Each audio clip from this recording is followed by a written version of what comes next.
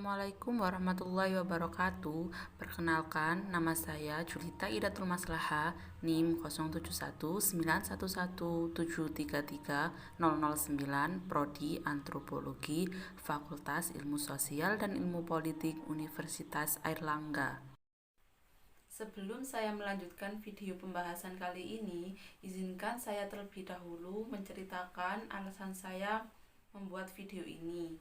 Alasan saya membuat video ini karena pemenuhan tugas akhir mata kuliah Pendidikan Agama Islam, dosen pengampunya Dr. Muhammad Adib.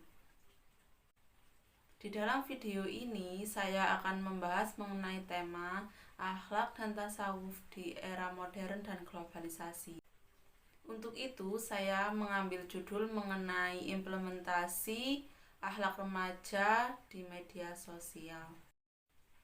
Alasan saya mengambil judul ini karena di Indonesia banyak sekali remaja menggunakan media sosial, namun diiringi dengan akhlak yang sangat kurang.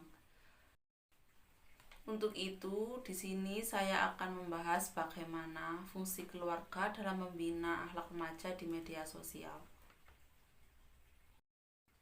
Keluarga sebagai lingkungan pendidikan yang pertama sangat penting dalam membentuk pola perilaku anak dan juga penerapan nilai dan norma. Karena alasan tersebut, orang tua memiliki tanggung jawab untuk mengajarkan anak-anaknya tentang nilai-nilai agama serta akhlak yang baik. Pendidikan dan penerapan akhlak dalam kehidupan remaja dilakukan dengan menumbuhkan kesadaran bagi remaja tersebut agar tetap pada nilai dan agama dan berperilaku sesuai dengan norma yang ada. Karena di era digital ini, terutama di media sosial, berbagai macam informasi mudah didapat. Namun, media sosial ini juga membawa pengaruh positif dan juga negatif. Pengaruh positifnya yang sebelumnya saya bahas itu, remaja banyak mengakses dari berbagai macam informasi di media sosial itu, dan juga dampak negatifnya itu dari remaja tersebut mengakses berbagai macam informasi, perilaku remaja juga kurang baik karena menyaring hal-hal yang kurang baik sesuai agama dan norma. Melalui pendidikan akhlak tersebut diharapkan remaja berperilaku yang baik dan sopan ketika menggunakan media sosial.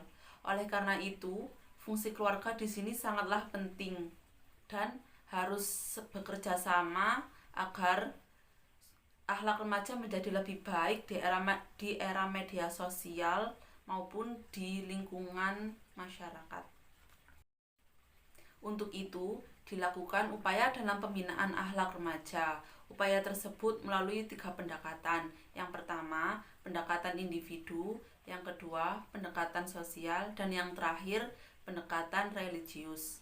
Yang pertama, pendekatan individual itu dengan memperhatikan keadaan anak, karena setiap individu memiliki karakteristik yang berbeda. Yang kedua, melalui pendekatan sosial. Pendekatan sosial ini bisa dilihat dari lingkungan pergaulan remaja tersebut. Yang terakhir, pendekatan religius. Pendekatan religius ini sangat efektif daripada pendekatan sosiologis karena pendekatan ini mampu mempromosikan akhlak remaja atau moralitas remaja. Untuk itu, dari pendekatan tersebut diharapkan orang tua atau keluarga mampu mengimplementasikan dengan baik dan benar akhlak remaja di media sosial atau dalam penggunaan media sosial. Selain itu juga terdapat metode pendidikan akhlak di era digital. Metode pendidikan akhlak di era digital yang pertama, metode keteladanan atau uswatun hasanah. Anak-anak memiliki kecenderungan atau sifat peniru yang sangat besar, maka metode uswatun hasanah, contoh teladan yang baik. Yang kedua, metode pembiasaan. Sejak kecil, anak harus dibiasakan untuk melakukan kegiatan-kegiatan yang baik. Dilatih untuk bertingkah laku yang baik, diajari sopan santun, dan sebagainya. Yang ketiga, Metode nasihat atau mau'izatul hasanah. Nasihat dapat membukakan mata anak-anak pada hakikat sesuatu. Metode yang keempat, metode perhatian. Metode pendidikan dengan perhatian adalah mencurahkan, memperhatikan, dan senantiasa mengikuti perkembangan anak dalam pembinaan akidah dan akhlak. Dan yang kelima, metode hukuman dan hadiah. Metode hukuman ini merupakan suatu tindakan yang diberikan kepada anak-anak secara sadar dan sengaja melakukan sesuatu kesalahan seperti menyalahgunakan teknologi informasi untuk kejahatan dan sebagainya.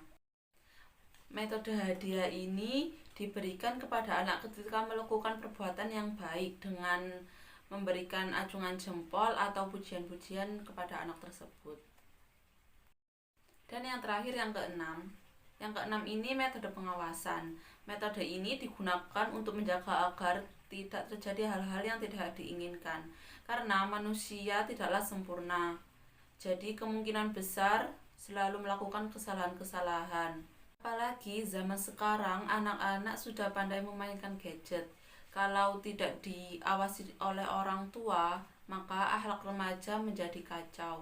Seperti contoh akhlak remaja yang kurang baik itu di media sosial adalah melakukan cyberbullying kepada sesama Islam, seperti contoh menjelek-jelekan agama atau menjelek-jelekan sesuatu hidayah yang diberikan kepada manusia itu.